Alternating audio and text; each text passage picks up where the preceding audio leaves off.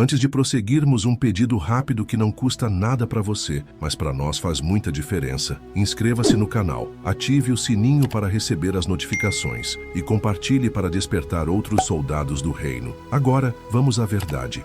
Nos cofres selados da lei mosaica, muito antes da ascensão de qualquer rei em Israel, uma advertência foi cravada em pedra. Não era uma sugestão, era um protocolo de segurança divino, uma muralha espiritual para proteger o coração do líder de uma nação. E é aqui que o mistério começa. Aquela inquietação que você sente, aquele medo constante de que pequenas concessões, que o mundo chama de estratégia ou necessidade, estejam na verdade abrindo fissuras na fundação da sua vida. Preste muita atenção. Sua inquietação não é ansiedade, é o seu espírito em alerta para a batalha espiritual. É a sua alma reconhecendo uma verdade que até o homem mais sábio da história decidiu ignorar para a sua própria destruição. A prova sempre esteve lá, exposta para quem quisesse ver. Em Deuteronômio, capítulo 17, versículo 17, a ordem de Deus para os futuros reis é mortalmente clara. Tampouco para si multiplicará mulheres, para que o seu coração não se desvie, nem multiplicará muito para si prata ou ouro. Isto não era um conselho sobre estilo de vida, era um mandamento profético.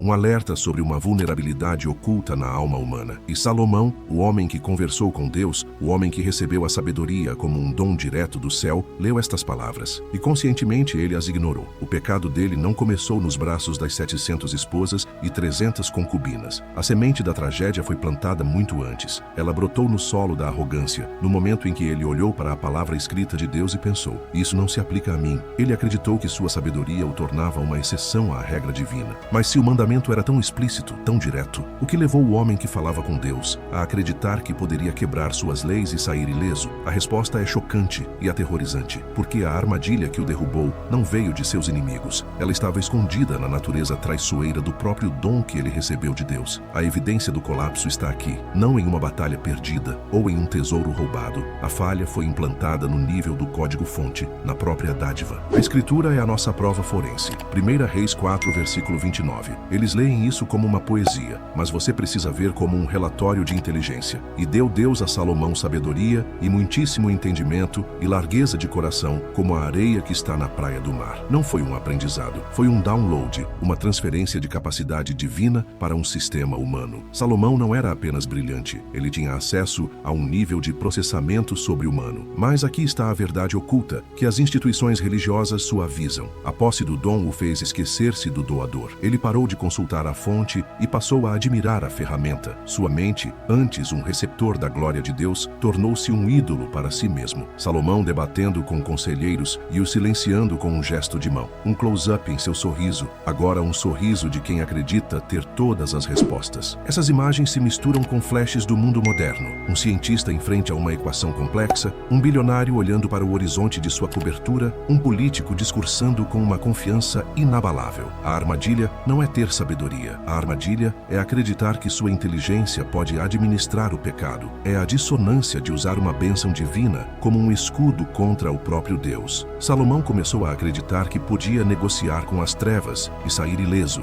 que sua capacidade de discernir era um antídoto contra a tentação. Ele achou que podia se aproximar do fogo sem se queimar. Este é o medo que assombra a sua alma, não é? O medo de que seus maiores dons, sua inteligência, seu talento, até mesmo seu conhecimento bíblico, possam se tornar a fonte do seu orgulho e a causa da sua ruína. Sua inquietação não é ansiedade, é o seu espírito em alerta para a batalha espiritual. O fato de você temer essa armadilha já te separa da maioria que dorme, que marcha cega pelo mesmo caminho de Salomão, adorando a própria capacidade. Essa autoconfiança, essa soberba de acreditar que poderia ser mais esperto que o mal, o levou a tomar decisões pragmáticas que eram, na verdade, veneno espiritual puro. Como exatamente ele abriu essa porta para a destruição? Como um homem com a mente de Deus pôde ser enganado? Foi através de alianças. Alianças que pareciam obras de um gênio da estratégia política, mas que por trás das cortinas eram pactos que custariam sua alma e profanariam sua nação. E o projeto dessas alianças é o mesmo que o inimigo usa hoje contra os escolhidos. Todo colapso tem um ponto de origem, um vetor de contaminação. No caso de Salomão, a arma do inimigo não foi um exército, luto ou uma praga. Foi algo muito mais sutil. Foi um tratado, uma aliança, um acordo de paz. Esta é a cena do crime. A prova irrefutável está selada em 1 Reis, capítulo 11, versículos 1 e 2. Preste atenção na progressão fatal. E o rei Salomão amou muitas mulheres estrangeiras, das nações de que o Senhor tinha dito aos filhos de Israel: não entrareis a elas, e elas não entrarão a vós. De outra maneira perverterão o vosso coração para seguirdes os seus deuses. A estas se uniu Salomão com amor. O alerta de Deus foi explícito, inequívoco. Não era um conselho, era um protocolo de segurança espiritual. Mas a sabedoria de Salomão se tornou sua soberba. Ele achou que o alerta não se aplicava a ele. Ele era a exceção. Você reconhece essa tática? A angústia de fazer pequenas concessões para manter a paz. Aquele acordo no trabalho que corrói sua alma. Aquele relacionamento que te pede para diminuir a sua luz espiritual. Aquele silêncio para garantir a segurança, sentindo que um pedaço da sua integridade está sendo vendido a cada aperto de mãos. Essa angústia que você sente não é fraqueza. É o seu espírito detectando a infiltração. Para o mundo, os casamentos de Salomão eram uma jogada de mestre, tratados políticos que garantiam paz e prosperidade. Parecia a coisa sábia a se fazer. Mas o que eles não enxergam, e o que você precisa entender, é que ele não estava assinando tratados. Estava assinando sua sentença espiritual. Ele pensou que estava importando esposas para dentro de casa. Na verdade, ele estava importando ídolos. Ele achou que seu conhecimento e sua estrutura poderiam conter a influência pagã. Ele trouxe o cavalo de Troia para dentro de suas próprias muralhas, acreditando que poderia controlá-lo. A pergunta não é se vai acontecer, mas quando. E para Salomão, o veneno já estava no sistema. Tudo começou com a tolerância, apenas para manter a harmonia doméstica. Um pequeno altar aqui, um ritual discreto ali. Ele pensou que poderia compartimentalizar, isolar a fé verdadeira da idolatria de suas esposas. Mas o compromisso espiritual é um câncer. Ele nunca permanece pequeno. A tolerância inicial evoluiu para algo muito mais sinistro. A pergunta que devemos investigar agora é aterradora. Como um coração que um dia pertenceu inteiramente a Deus se torna um terreno dividido? Como a luz e as trevas passam a coexistir no mesmo lugar? A pergunta que deixamos no ar foi: como um coração que pertenceu a Deus se torna um terreno dividido? A resposta é o diagnóstico mais temido e mais comum entre os fiéis. É a luta que rasga você por dentro. Você conhece essa guerra. Você ama a Deus. Você ora. Você busca a palavra. Mas uma parte de você também ama o conforto que o dinheiro traz. Você anseia pela aprovação dos outros. Você se prende a um relacionamento que sabe que desagrada a Deus. Você sente seu coração sendo partido ao meio, servindo a dois senhores. Essa não é uma fraqueza sua. É a definição exata da idolatria moderna. O veredito final de Deus sobre o homem mais sábio do mundo é a chave para tudo. É a revelação que eles não querem que você entenda. 1 Reis 11, versículo 4. Seu coração não era perfeito para com o Senhor, seu Deus, como o coração de Davi, seu pai. A palavra hebraica original para perfeito é shalem. Ela não significa sem erros, significa completo, inteiro, indiviso. Abra os seus olhos para a verdade que eles tentam esconder. O pecado fatal de Salomão não foi o ato final de se curvar a um ídolo de pedra. Foi a condição prévia e silenciosa que permitiu tudo isso. Ter um coração que não era mais shalem. Um coração que não pertencia mais 100% a Deus. A idolatria moderna não é sobre estátuas de gesso. É sobre qualquer coisa que compete com Deus pela supremacia no seu coração. A segurança financeira, a necessidade de aceitação, o medo do futuro, o conforto. Cada um desses se torna um trono clandestino dentro de você. Deus exige o trono principal, mas o que acontece quando o trono é duplo? Um coração dividido, um coração que não é shalem, não pode sustentar a presença de um Deus que é fogo consumidor. Ele não divide sua glória com ídolos, e isso nos leva à consequência mais imediata e aterradora. Qual é o primeiro passo de Deus quando ele é expulso do centro de um coração? Não é o relâmpago do castigo, é algo muito pior. É o seu silêncio, um silêncio ensurdecedor que prova que ele se afastou. E depois do silêncio, vem a sua ação direta, não para te salvar, mas para se opor ativamente a você. A palavra é clara: Deus resiste aos soberbos. O que acontece depois que um coração se divide? O que vem depois do silêncio de Deus? A resposta é uma das verdades mais aterrorizantes e censuradas de toda a Escritura. É o medo que paralisa sua alma no meio da noite. O medo de que a crise que você enfrenta, a oposição que se levanta contra você, o ataque que te derruba, não seja obra do acaso. É o medo de que seja a mão soberana de Deus se levantando ativamente contra você.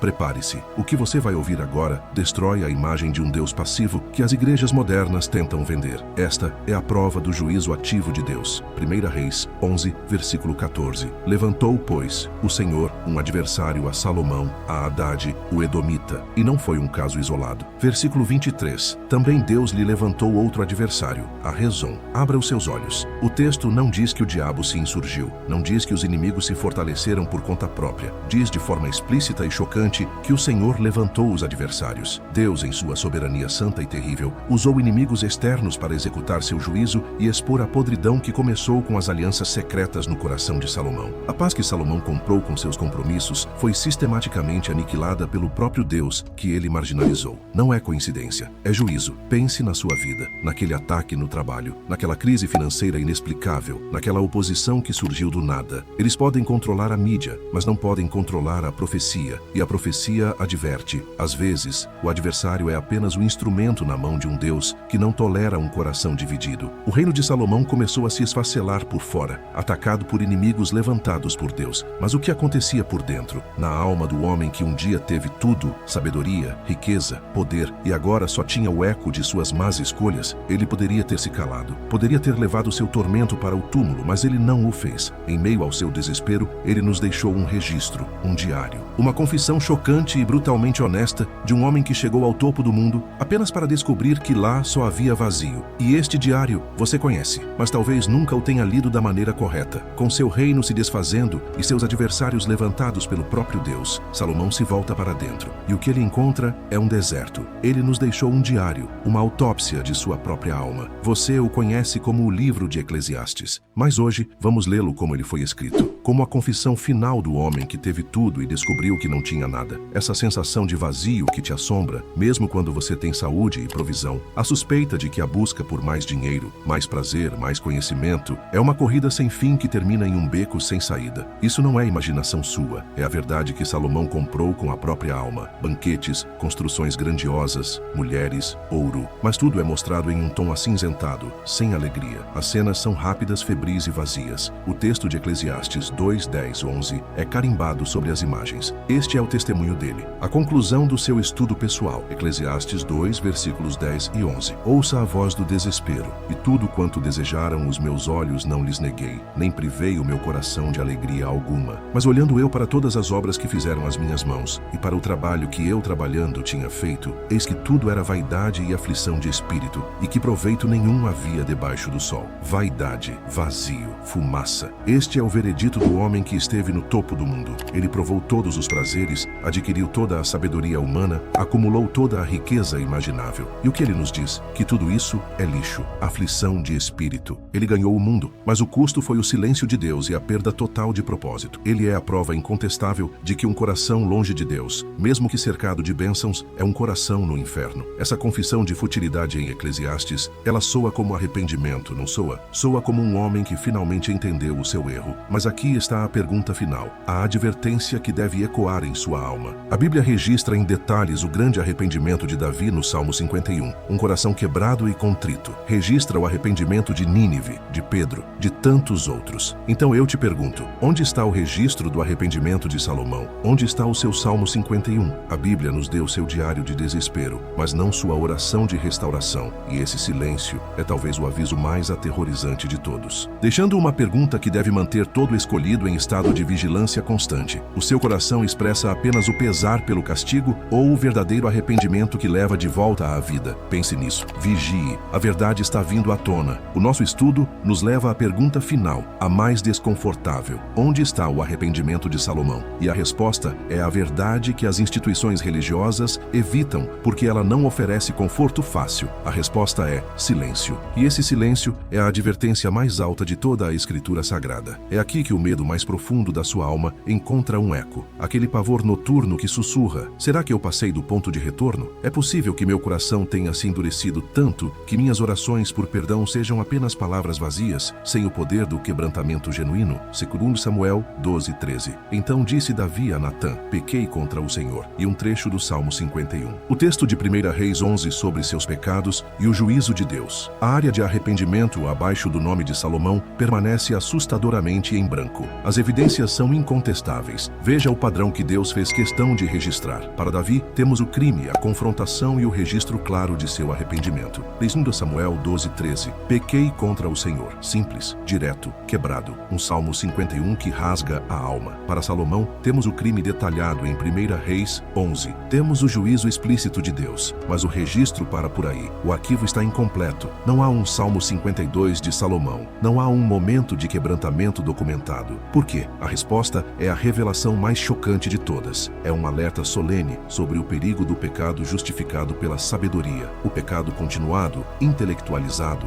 que não é visto como rebelião, mas como uma decisão pragmática. Esse tipo de pecado não apenas ofende a Deus, ele cauteriza a consciência. Ele pode endurecer o coração a tal ponto que o caminho de volta se torna quase irreconhecível para a própria alma. Não estamos aqui para decretar o destino eterno de Salomão. Só Deus conhece o coração. Mas estamos aqui para entender o aviso que sua história representa. O perigo não é apenas cair. O perigo é cair e usar a própria inteligência para justificar a queda, perdendo a capacidade de sentir o peso do próprio erro. O fato de você sentir o medo de um coração endurecido é um sinal de que seu espírito ainda luta. Não ignore essa dor. Não a silencie. Ela é o alarme de Deus para você. O silêncio sobre o arrependimento de Salomão não é uma página em branco na sua Bíblia. É um grito de advertência escrito com tinta invisível. Um lembrete de que existe um ponto onde o pesar se torna apenas remorso pelo castigo, e não o arrependimento que leva à vida. A pergunta não é o que aconteceu com Salomão. A pergunta é, o que está acontecendo com você? Vigie seu coração. Essa é a batalha final. Depois do juízo, do silêncio e do alerta aterrador sobre um coração endurecido, a alma se pergunta, acabou? O pecado pessoal tem o poder de destruir irremediavelmente o plano de Deus. A sua falha, a minha falha, tem a palavra final sobre as promessas dele? Este é o medo que o inimigo usa para nos manter paralisados no desespero. O medo de que desqualificamos nossa herança. Mas em meio à sentença de Salomão, nos arquivos do próprio juízo, Deus inseriu um parágrafo que muda tudo. Uma cláusula que a nossa falha não pode apagar. O texto de 1 Reis 11:13 aparece na tela, brilhando com a mesma luz dourada que vaza pela porta. As palavras por amor de Davi são destacadas como se fossem o selo em um documento real. Ouça com atenção. Esta é a âncora da nossa alma. 1 Reis 11, versículo 13. No meio da declaração de juízo, Deus diz, porém todo o reino não rasgarei. Uma tribo darei a teu filho por amor de Davi, meu servo, e por amor de Jerusalém que tenho escolhido. Perceba a verdade chocante e libertadora. A esperança não estava mais depositada em Salomão. A soberania de Deus é a nossa única esperança. Mesmo quando o escolhido falha catastroficamente, a aliança de Deus com o seu propósito permanece. O reino de Salomão foi rasgado, mas não foi destruído. Uma linhagem foi preservada. E por quê? A resposta não estava no filho, mas no pai, por amor de Davi. O legado de Salomão é o nosso mais solene alerta, mas a fidelidade de Deus à sua aliança com Davi é o que pavimentou o caminho através dos séculos. Essa promessa, preservada em meio à ruína, era a estrada pela qual viria o maior filho de Davi, Jesus Cristo, aquele cujo coração seria Shalem, perfeito, inteiro, indiviso. O trono de Salomão ruiu. Ele foi esmagado sob o peso de suas próprias alianças, de sua sabedoria mundana e de seu coração dividido. Mas a promessa de Deus permaneceu intacta, aguardando um rei cujo coração jamais falharia. Um rei que não faria alianças com o mundo, mas selaria uma nova aliança com o próprio sangue. Isso nos deixa, ao final deste estudo, com a pergunta inescapável que atravessa os séculos e chega até você, hoje, neste exato momento. Em que trono você está confiando? No trono frágil de sua própria sabedoria, de seus acordos e de seus compromissos? Ou na aliança inabalável selada pelo único rei que jamais irá falhar? A escolha define seu destino. Vigie e escolha sabiamente.